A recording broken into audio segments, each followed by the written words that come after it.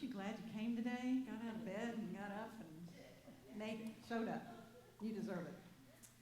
So I'm going to invite Tom Ricks up to come share his words of wisdom. Tom has been an artist for 40 years, one of the most inspirational people you will ever want to meet, that is willing to so much share that from his heart. So please join me in welcoming Tom Ricks.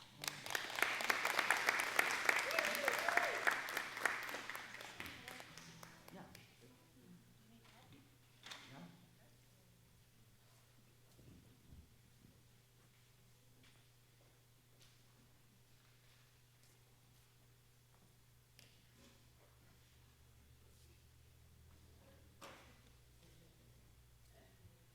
Welcome to my world. I've been a professional artist 48 years, graduated on Saturday night from UT, and said, I think I'd like to make a living as an artist, traveling the world. And that night, I have been living self-employed 48 years as a professional artist.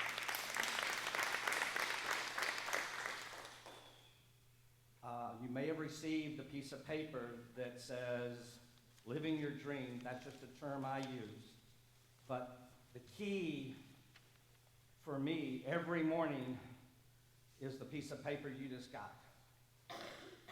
And I've only got a short amount of time, so I'm going to just kind of tap on it. I believe usually what happens, one person or a couple people showed up who weren't planning to come today, showed up. So I'm speaking to you because there's probably a dream or something feeling unlimited or something that is giving birth right now.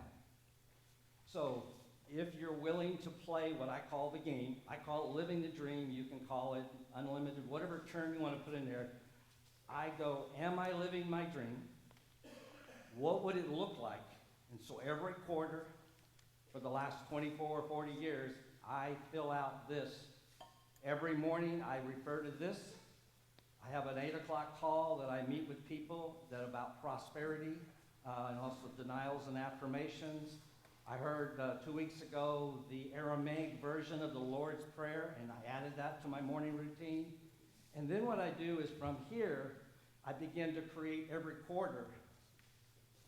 If it's even possible, and if I had enough faith, trust, in my talent, my abilities, all those things, and money was there, this is what I'd love to see happen. And it doesn't mean it's always there, but I'm just telling you I'm willing to put it down. And then what I do is from here, I go what I truly value or dare to dream or living my dream would look like. And I begin to prepare. So most every morning, I did it this morning, I will read this. This is the week. This is the quarter. This is 5 years. I leave for France in 2 weeks. And so every morning I look at France. I have no idea. All I know is I arrive in Paris. And in 3 weeks, I fly out. And I got accepted to an artist in residence program for 2 weeks. So I'm in a chateau and have a complete studio for 2 weeks that I can create and do what I would love to do. The interesting thing is at the bottom of the piece of paper, it'll mention, is there something else that all of a sudden you're going, man, I can't say that. That's too crazy. Well, the irony is, as I began to look at this, and if I could flip it over. But the trick is that all of a sudden I went to high school in Germany. So about 2 hours away from where I'm staying at the chateau is my high school. So as I was getting ready for this talk, I said, man, wouldn't it be kind of neat to go back and visit my high school in Germany? And so I'm going, that's a crazy idea. And then the other part is I love to ski. So every year on this over here, did I get a chance to go skiing? Well, I'm just 3 hours away from where I learned to ski in Germany or in Austria. So the part that's kind of fun about all this, as I'm playing with it, I began to go, man, I'd even love to go skiing in Austria again. And what the trick is for me, and it takes a while, as soon as I write it down, it begins to manifest. But the trick is, and it's confusing to me, when I talk, most people will not fill out the piece of paper. And that puzzles me as to why they wouldn't even put in pencil what they would love to do. So the part that's interesting, in Unity, we sing, I am free, I am anointed. And it's interesting, have you ever listened to those words and really embraced it? And I'm not saying you're not living your dream. I'm just saying the idea is, what would it look like if in your wildest imagination, or you may already be doing it, but what about adding a component or adding something else? So the interesting thing is, if you were to come here and look at this, part of it has to do with how I handle my finances. Because one thing that I did realize not too long ago, that in the art world, managing money, the highs and lows of art sales are tough. Never really struggled with drugs or alcohol, but I can tell you in my world, boy, you'd sell a bunch of paintings and you go, man, I'm off on another trip. And then come and go, how am I going to pay for that? So every morning I wake up, somewhere here I'm sure it says, I am financially sober. So I don't know about all you artist types, but I've embraced that because when I've heard people talk about the addiction of that, so I can still travel, I just have to do it soberly. So every aspect of my life is now, am I able to do it, and am I? So yesterday, I got my taxes back. Well, it used to be, it got a postponement, April, then it was the summer, and then it was October before taxes got paid. So the part that was interesting is that someone introduced me to one of these concepts back in June, and I began playing a prosperity consciousness. I had to realize I had to begin to alter my beliefs about that through my artwork or through my life or through my job, that I am worthy. And I don't know, maybe anybody else struggle with this other than me? That I had to realize I had to adjust that conscience. So every morning, I have a phone call about denying the thought that there's a lacking thought in me, that there's not enough money to support my abilities, circle, whatever you want to call it. And then I say the affirmation that it would be provided. I do the divine order. I go down that road. But the aspect is I had to kind of, so for about 9 months now, I've been altering. Now the interesting part is, along with that, someone said about tithing. Tom, there's not enough money for me to tithe and to do all these other things. July 1st, he says, consider changing your consciousness around tithing. July 1st, I began tithing 10% of my income. And I tell you, come August, I made $30. I was like, holy crap, this is not working. This is really going to test me. Do I believe in the concept? Got my taxes back, made $38,000 more than I made the year before, paid 10%, tithed $10,000, never done that in my life. The only thing that was kind of weird, Tom, guess what? You now owe an additional $4,000 in taxes because you paid all that. So now, guess what? The Achilles heel will come test me that I'm going, God, you're going to France, or should you pay the taxes, or can you do them all? I'm only sharing that because I'm wanting to share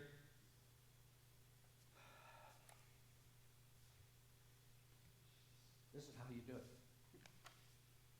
There's the key for me.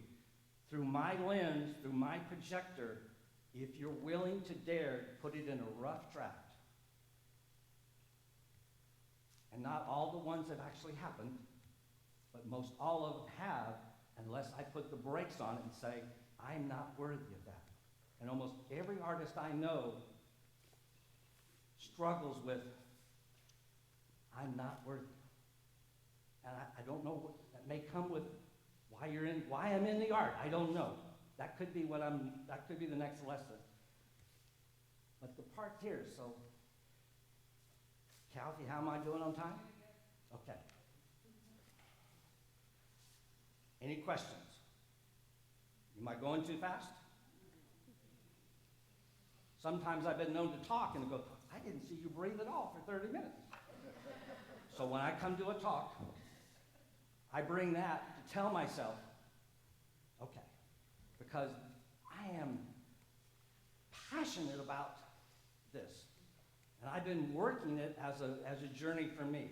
Now, take it, and if you like any parts, borrow it, use it.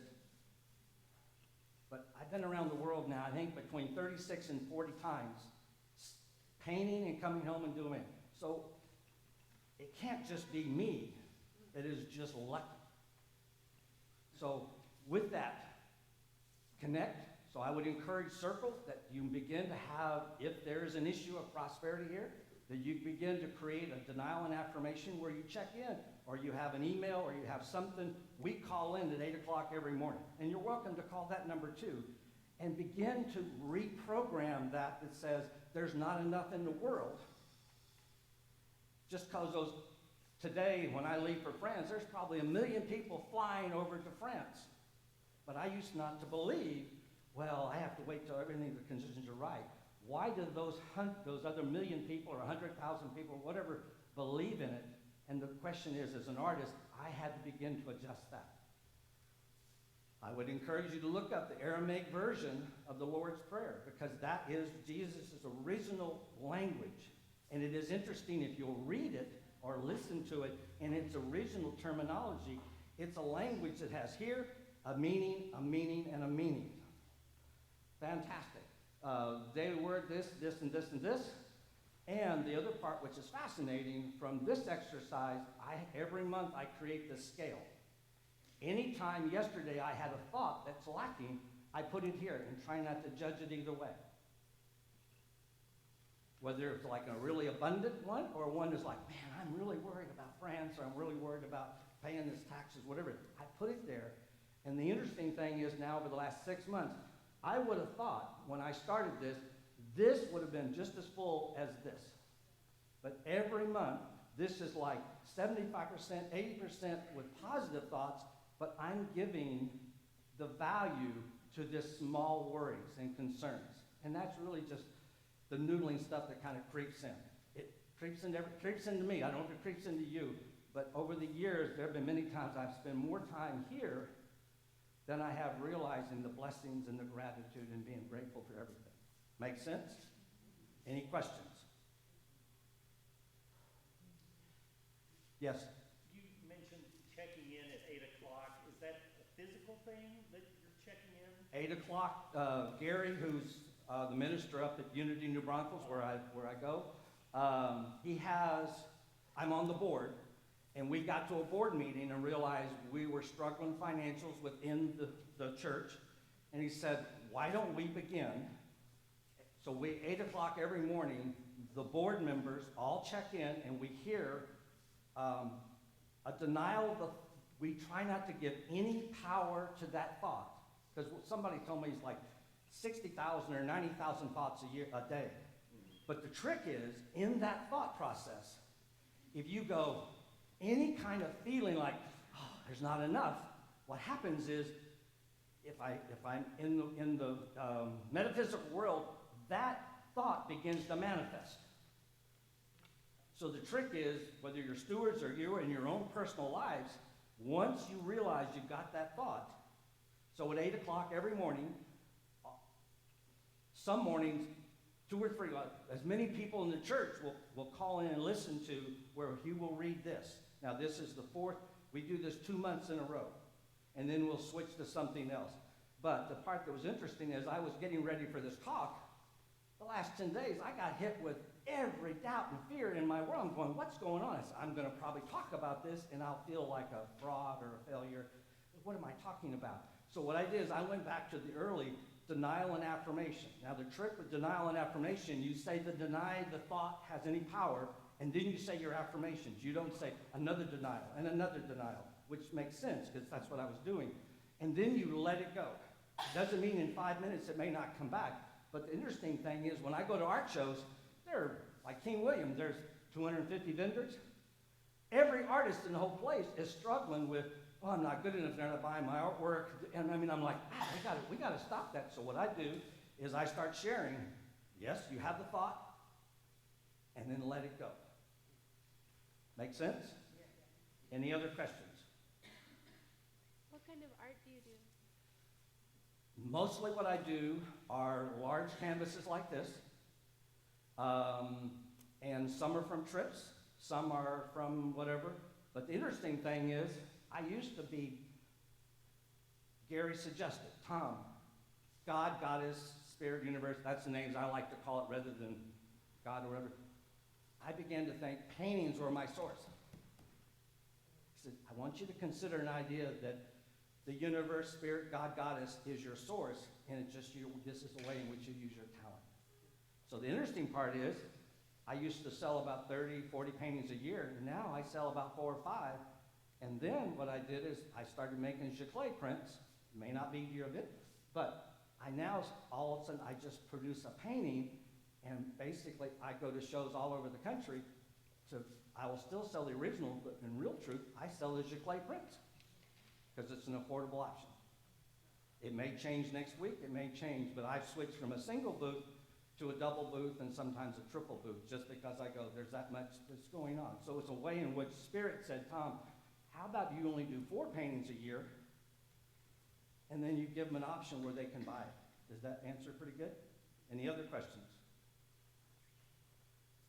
How about your children's book? Your children's book? So I'm going to probably contradict myself. The children's books are still going, but the interesting thing is we used to go to a show and we would sell 100, 150 books. Now I go to a show and sell 5. And I go, the market's changed.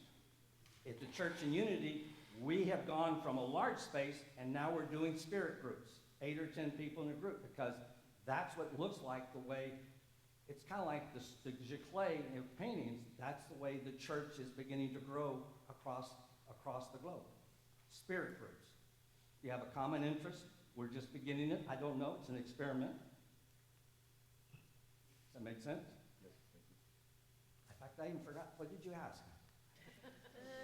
Say it one more time, please. Well, how about your children's books because of the artwork inside of them? I still have a dream that I would love to win the Caldecott. But I went and took up, there's a deal up in Austin where all the writers come together and you're able to meet with an agent from the 5 major publishing houses. And I said, man, I was ready for that. I was ready for that presentation. And I went in there and I had the whole book and laid out. And it was like, I came away going, Tom, and so as I wrote the elder down, I'm going, what did I just do? And so I have, at the moment, put that on pause. Now, this is where I get to contradict myself. I'm going, well, Tom, why don't you try it another way? I don't know, because I'm wanting to have a female or a little girl as the hero of it and stuff like this. So but I struggle with, at the marketplace, I don't see it, I don't see the book selling at the moment. So it's like I did a job for a guy, Wade Bowen, and I went to sign the deals, and I thought he was going to show me CDs. All he sells are vinyls. He goes, Tom, we don't sell any CDs anymore at all. All we sell are these big vinyls. I'm going, wow, I don't know anything about that business, but that's interesting how it adjusts. So, any other questions? Time, okay. Yes? So to go back to Chuck's question, so the 8 o'clock call into Unity has been set up for your board. It's actually, we offer it to anybody in the congregation who was wanting and willing to change their financial consciousness. Okay. So it's open. Some mornings I can tell it's just the board. Some mornings it's just myself and Gary. Some mornings I can tell there's 15 or 20 people who are on there. All I can tell you is, for me, it is working. What is the technology that allows 20 people to be on the phone? We have something, it's free, a free conference call. There's a number. I'll be happy to share it with Zeth, and you're welcome to check and see. You may want to adapt it, but I don't think it's Zoom. I don't know, but all I do is I punch in my code 783216, and I'm on a conference call. And I think Gary or somebody is the leader of it, and then he or she is the one who says the prayer. And it's not like, this isn't to fix it, just as for me to wake up, and that's why the part that I wasn't real sure how this was going to work. This is my morning routine, and it works for me. So through my view lens or through my glasses, boy, this is magic for me. I have no idea for yours and through your view, through your glasses, but if you want to borrow, you're welcome to, whatever. But I mean, it's like, I'll do real quickly, Kathy. France, the idea came, said, Tom, there's this 2 weeks residence in France. All you have to do is apply. It's a chateau. They give you a 2-week studio, whatever you want to do. And so last summer, I sent off and said, I'm interested in it, and here's the reason I'd love to come. Then it says, okay, it's going to be, whatever, $2,700, and your first October 15th is 500 euros. And I'm like, okay, that's my next step. So Zet was talking about stuff. That's your next step. So, like, for example, is that the thing? Can I borrow that for a second? I won't show it to anybody. So she's reading about the step. Step 1, consider playing with this, filling it out as best you can. It can be adjusted. It's just a rough draft. And then from there, anyway, in painting world, this happens all the time. It's like, okay, it was there a moment ago, but it's it. So thank you very much for allowing me to share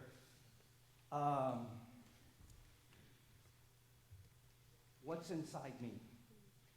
And also, not only my spiritual unfolding through my artwork, but the idea I love, in fact, over here, I love to suggest, teach, coach, encourage, and hopefully inspire one or many more to what I would call living your dream, or living I am free and I am unlimited, what the song is about. Rather than, it's like on Friday I saw Harry, and I said, man, I love that movie. And I wonder how many times I have felt shackled or in slavery to some issue or something like that. So thank you very much.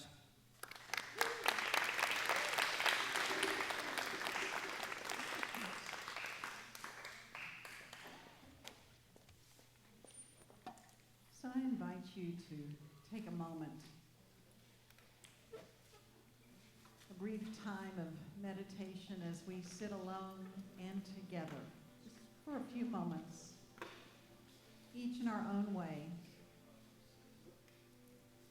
Just allowing this energy, inspiration, ideas, concepts, process, prosperity, creativity flowing through, in and through, around, swirling everywhere right now.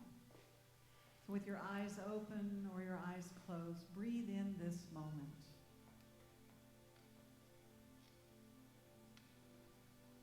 And take your time. There is no rush.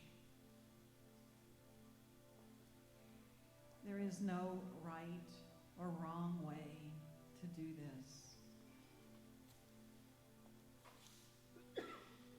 Simply breathe into this moment and allow yourself to be present to your mind, your body, your spirit.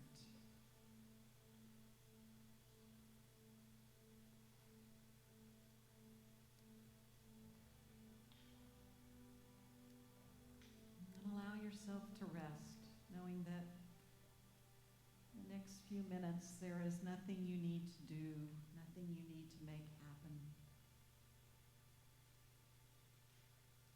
You are invited to simply inhabit this space of willingness. Willingness to be shown. Willingness to take some small action toward living your dream.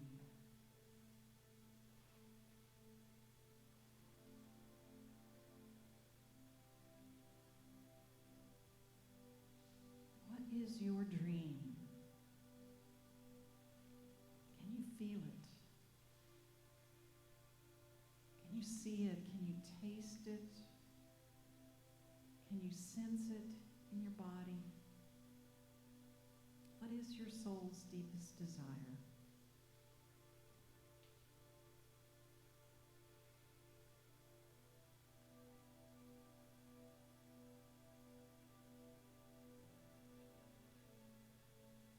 Maybe it is to sing your song, to dance your dance, to write your book, to paint your painting,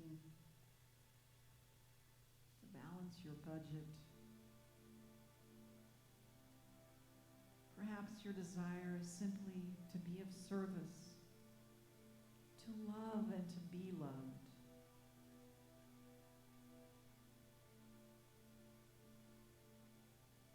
To remember that you are worthy.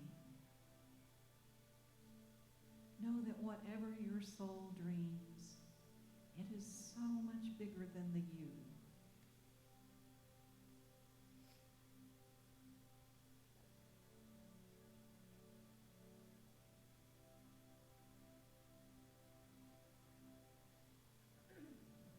breathing into this dream.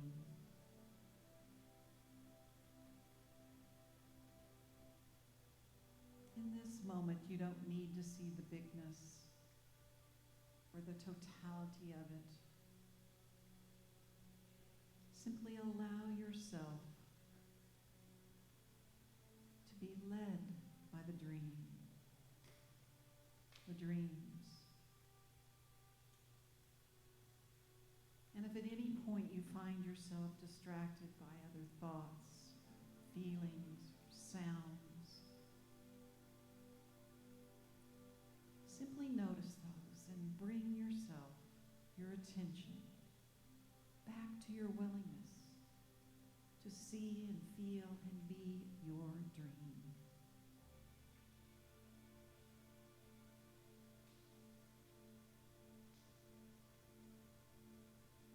And with your breath, fan your spark, your intention, with a blessing,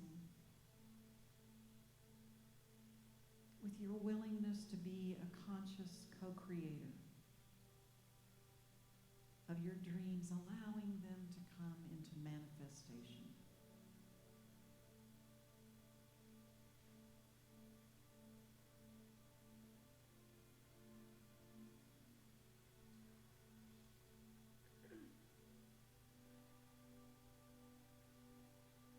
Feel a growing power moving to you, through you, as you, from you. And know that the universe and all of life is conspiring to support you at every turn with guides, teachers, helpers, and yes, challengers too. Each one is being brought to you to help you learn, to help you grow into the fullness of who you are and who you are becoming.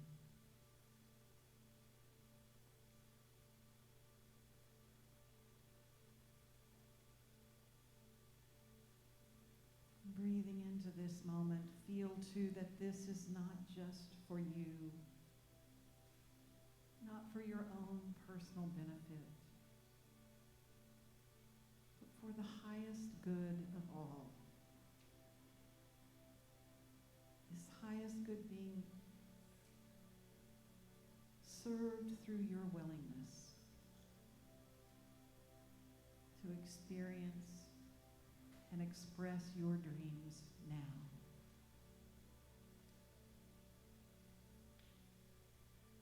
And now.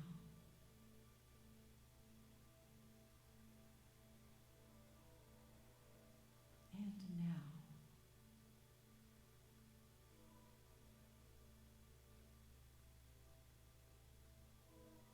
And from this highest, broadest, widest, deepest dimension, won't you send forth your blessing out into the world? Send forth this willingness to be of service to others through your willingness to live your dreams. As you welcome opportunities, large and small, as you send forth your blessings to all of creation.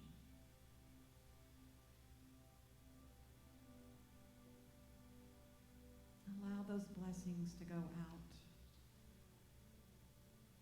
knowing they will be returned.